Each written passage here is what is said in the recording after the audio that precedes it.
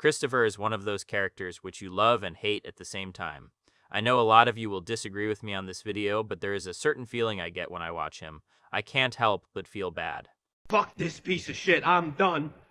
You hear me? Put my life on the line, my fucking life. Baby, I hate seeing you like this. Fuck family, fuck loyalty. It cost them a dime, you're a fucking pariah. You ever feel like nothing good was ever gonna happen to you? Yeah, and nothing did. So what? I'm alive, I'm surviving. That's it. I don't want to just survive. It says in these movie writing books that every character has an arc. You understand? Like everybody starts out somewhere, and they do something, or something gets done to them, it changes their life. That's called their arc. Where's my arc? It's a funny scene on the surface, a mobster trying to explain narrative structure to a man who genuinely could not care less. But sit with it for a second, and it's actually one of the saddest moments in the whole show, because it tells you exactly what's wrong with Christopher's life before anything else does. Paulie made peace with surviving a long time ago. Christopher can't. He needs his life to go somewhere, needs someone to actually witness it happening, and that need is the root of something that follows him for the rest of the series. There's a specific feeling people have about Christopher that's hard to put into words. He's surrounded, constantly, by more people than almost anyone else in the show. A boss who treats him like a son, a fiancé who adores him, a crew that laughs at his jokes, a wife eventually, a daughter, sponsors, writers, actors, criminals, all of them circling him at once. And somehow, watching all of that, you still get the sense that this might be the loneliest person in the entire series. I might be wrong here, and I'm open to hear what you guys think about this, but at least it's worth actually explaining why I think like this. Chris grows up inside Tony's world, sits at crowded tables, walks into rooms where everybody already knows his name, and spends years being treated like the future of the family. From the outside, loneliness seems like the last problem he should have. He has Adriana, Tony, Paulie, people from recovery, people from Hollywood, and eventually a wife and a daughter. Someone is always asking him for something. That loneliness becomes almost unbearable after Adriana dies. She was the only person who knew every version of him, who just wanted someone to tell him his life could still become something else. Their relationship was abusive and deeply damaged, and I want to be clear that doesn't get erased by what follows. But she still gave him a place where he could lower the performance, even for a few minutes, and once she's gone, Christopher spends the rest of his life trying to replace that feeling with friends, sponsors, writers, addicts, strangers, and a family he builds too quickly. None of them can reach the part of him Adriana occupied.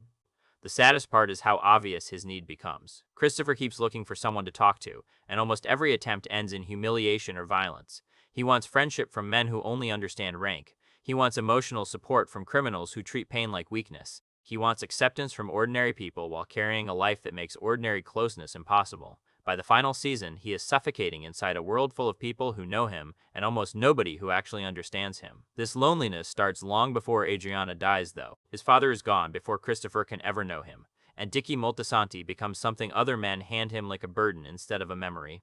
Tony presents Dicky as a heroic figure, someone Christopher is supposed to live up to, and Christopher grows up chasing the approval of a dead father and a living father figure who keeps quietly changing the rules on him. Tony tells him he's special.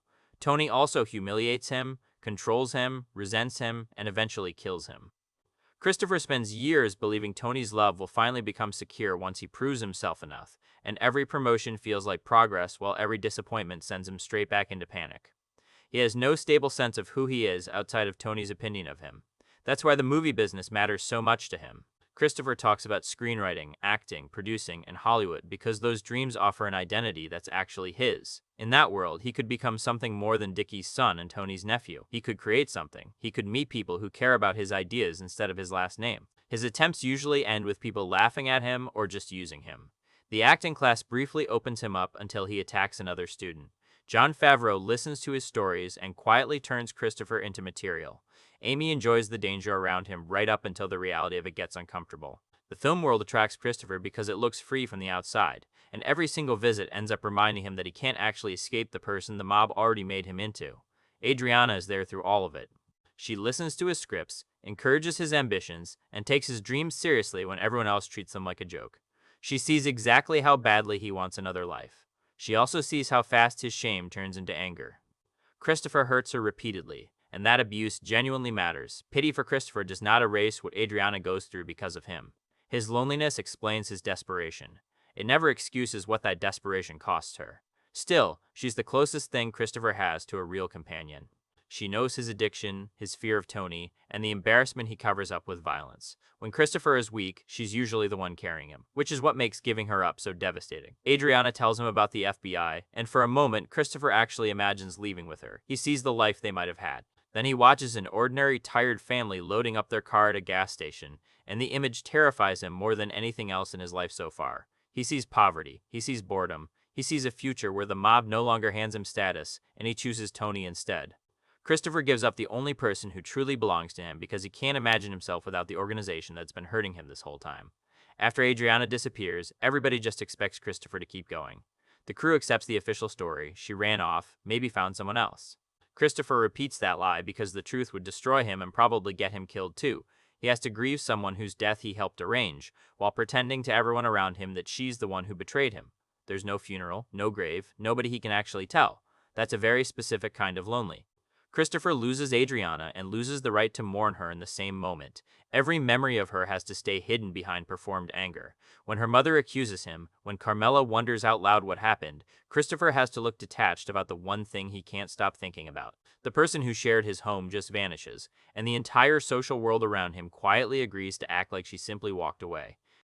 His marriage to Kelly happens fast after that. She gets pregnant, Christopher proposes, and a whole family appears almost overnight. Kelly is kind, and Christopher does seem to care for her, but the relationship still feels like building over a hole before anyone notices how deep it actually goes. He gets the big house, the baby, a convincing picture of stability, and underneath all of it, Christopher stays completely alone. Kelly never learns the full history. She doesn't know what happened to Adriana or what Christopher gave up to stay in the life. She meets him after the deepest wound is already sealed shut.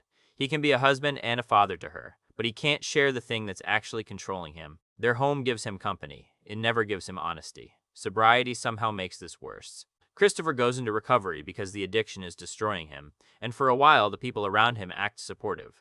That support lasts right up until his sobriety becomes inconvenient for them.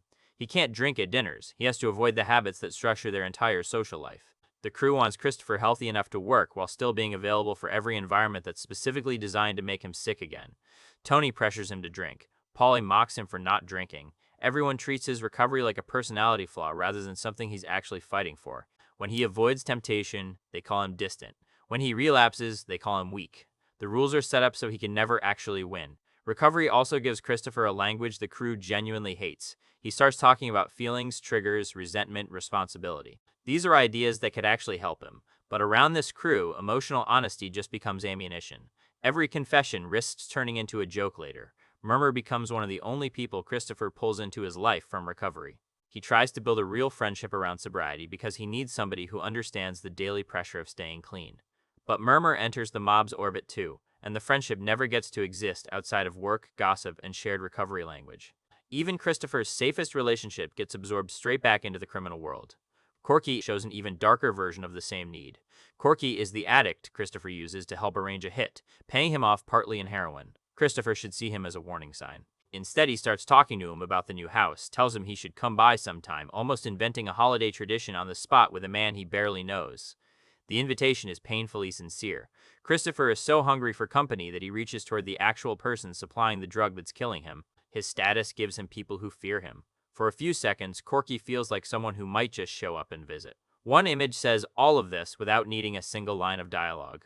After relapsing at the Feast of St. Elzir, Christopher ends up alone on the pavement, high and completely emptied out, while the celebration keeps going on around him. A stray dog wanders over. Christopher reaches down and strokes it. For a few seconds, the dog gives him the one thing he's been chasing through every person in his life: uncomplicated company that asks nothing of him. The moment is almost peaceful until you remember what it actually means that a wandering dog is offering him more comfort right now than any person in his life can.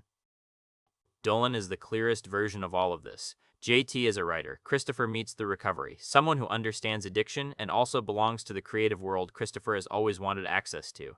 JT can talk about recovery, writing, film, and the entire life Christopher imagines for himself. Christopher ruins it because he only knows how to be close to someone through control. He lends JT money, drags him into gambling debt, beats him, and forces him to write Cleaver. Christopher wants him to be a friend, an employee, a sponsor, an audience, and a hostage all at the same time. Every time JT tries to create some distance, Christopher experiences it as betrayal. He genuinely cannot understand why affection stops being available the second fear enters the room. The final visit to JT's apartment might be the saddest scene Christopher gets in the whole show. He shows up drunk and desperate to talk, having just been humiliated by the crew, needing someone outside that room to confirm he's still a person. He starts confessing about the mafia, about murder, about things JT never wanted to know in the first place. Chris, you're in the mafia. And that single sentence draws a line Christopher cannot cross. Their conversation has quietly turned into a hostage situation, and Christopher is the dangerous man who forced his way into somebody's life uninvited. Christopher shoots him. The murder is horrifying, and it's also the final result of Christopher trying to speak honestly inside a life where honesty makes everyone around him unsafe. He goes to JT because he can't talk to Tony, or Paulie, or Kelly, or literally anyone else. And Christopher destroys the last bridge between his recovery life and the creative life he wanted so badly. The dinner before that murder explains exactly why Christopher is so desperate that night. Paulie mocks his sobriety and jokes that Christopher's daughter will grow up to work at the Bing. Everyone laughs. Tony laughs. The faces blur together as Christopher looks around the table at men he has killed for, men he sacrificed Adriana for, and watches their affection disappear the second his humiliation becomes entertainment. Christopher has spent his entire life trying to earn a permanent place among these men. In that exact moment, he understands that he will always be useful to them before he is ever loved by them. That laughter cuts deeper because of everything he's already given up for this table. He gave Tony information that led directly to Adriana's death. He accepted humiliation and gave up dreams the second they threatened business. He tried to get sober while surrounded by people actively pulling him back toward the thing killing him, and they still see him as a joke. Paulie's comment about Caitlin is cruel in a very specific way, because fatherhood is one of Christopher's last real attempts at meaning. His daughter could represent a future beyond Tony entirely. The joke drags even that future into the Bing with everything else, telling Christopher the group can contaminate literally anything he loves, given enough time. Cleaver becomes another attempt to say what he can't say directly. The film carries his resentment toward Tony, his fear of being replaced, his anger over Adriana, all of it wrapped in a cheap horror plot. Tony and Carmela recognize him in the villain immediately. Christopher hides behind the genre and insists the similarities mean nothing. The movie gives him a way to speak without technically confessing anything. It also creates more distance between him and Tony. Christopher's proudest achievement turns into evidence in another emotional trial he never agreed to. Tony sees hostility sitting right there on screen. Christopher just sees another dream getting taken away from him. His relationship with Juliana Skiff gives him some temporary relief, because she understands addiction and stands completely outside the crew. They share attraction and relapse in roughly equal measure. Christopher can actually talk to her in a way he can talk to Kelly, and their bond grows around the weakest parts of both of them, which is exactly what makes it so intense and so unstable. Even there, Christopher stays divided. He has a wife and child, a mistress connected to Tony, sponsors, mob associates, separate worlds that can never meet each other. Every relationship gets one version of him. Nobody gets the whole person, because there isn't a room in his life where the whole person is allowed to exist at once. Tony might be the relationship Christopher wants most, out of all of them. He wants Tony's pride with the desperation of an actual son. He also resents Tony's control over every part of his life. Tony calls him a burden, questions his loyalty, resents anything that gives Christopher real independence from him. Their whole bond keeps turning love into debt. Tony believes he invested in Christopher. Christopher believes he sacrificed everything for Tony. Each one keeps a private ledger of what the other one owes, and by the final season, there's almost no warmth left underneath the ledger at all. Christopher can feel it happening. He notices Tony's hostility after Cleaver. He remembers Adriana and feels the group's patience with him shrinking by the week. And he keeps coming back anyway, because there's genuinely nowhere else for him to go. That's the suffocating part of Christopher's loneliness. Leaving the mob could cost him his identity, his safety, his life. Staying means living surrounded by people who increasingly can't stand him. He's built no healthy world outside the crew, and every attempt at real friendship gets corrupted by violence, addiction, fear, or secrecy before it has a chance to become anything else. Even the ordinary family he builds can't save him, because Christopher has no idea how to actually live an ordinary life. He buys the house, he holds the baby, he shows up to the barbecue, and performs the role convincingly. The old emptiness stays right there underneath the picture the whole time. His final relapse, driving with Tony, brings all of this together in one scene. Christopher is high, Tony is irritated, the car crashes, and Christopher admits out loud that he'll never pass a drug test now. He looks at the damaged child seat and understands, just for a second, what could have happened to his own daughter. Tony looks at the same seat and uses it to justify what he already wanted to do anyway. Christopher dies next to the man whose approval shaped his entire life. Tony closes his nose and watches him suffocate.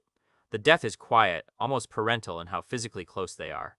Tony is holding Christopher's face while ending it. Afterward, Tony feels relief. That might be the cruelest confirmation Christopher ever receives, even though he's no longer alive to understand it. The man he treated like a father experiences his death as freedom. Tony repeats the story about the branch through the baby seat because it makes the killing feel defensible to himself. He flies to Las Vegas, meets a woman Christopher once knew, takes drugs, wins money, and tells everyone he finally understands something. Christopher becomes lighter the moment he's gone. The crew mourns him publicly, though the grief feels thin. Polly shows some regret. Kelly is devastated. His mother collapses. Tony watches and performs sadness while privately resenting how much attention Christopher gets in death. The funeral gathers people around Christopher in a way his living self could never once manage to do. That's the final tragedy sitting underneath all of it. Christopher spent his life trying to be heard, and death is what finally makes him easy for everyone to handle. He can't relapse anymore, can't dream, can't resent, can't demand love from anyone. He becomes a photograph, a memory, a problem that has finally stopped moving. Christopher deserved consequences for the pain he caused, and I want to be clear about that. Adriana deserved a life beyond him. JT deserved to be safe. None of his victims were ever responsible for fixing his loneliness. But the show still lets us see the frightened person underneath the cruelty, reaching toward connection with hands that only ever learned to grab, threaten, or strike. Every attempt just becomes another reason for someone else to leave. By the end, Christopher has a wife, a child, a house. He's collected almost everything he once believed would complete him, and he's still desperate for someone to sit with him and understand what all of it actually cost. Nobody can. Adriana is gone. Tony is turned against him. Polly humiliates him. JT is terrified of him. Murmur and Corky understand pieces of his addiction without ever reaching the rest of it. Kelly loves a version of him that was built directly over a grave. The crew sees a liability. Recovery sees a man who keeps going back to the same poison. Hollywood sees material. Christopher sees exits everywhere around him and can't walk through a single one. His loneliness feels suffocating because it's partly the world's doing and partly his own. He can't trust anyone without trying to control them. He can't confess anything without frightening the person he's confessing to. He can't receive love without testing it until it eventually breaks. The life he was raised in taught him that vulnerability invites an attack, so every need he has comes out sounding like anger instead. The saddest image of Christopher might just be him sitting at that dinner table, watching everybody laugh. For a few seconds, he stops performing entirely. His face goes still. He sees the full cost of the choice he made back at that gas station. Adriana is dead. The ordinary future is gone. The men he chose over her are enjoying his pain right in front of him. Christopher leaves the table and goes looking for someone who will actually listen. By the end of that same night, that person is dead too.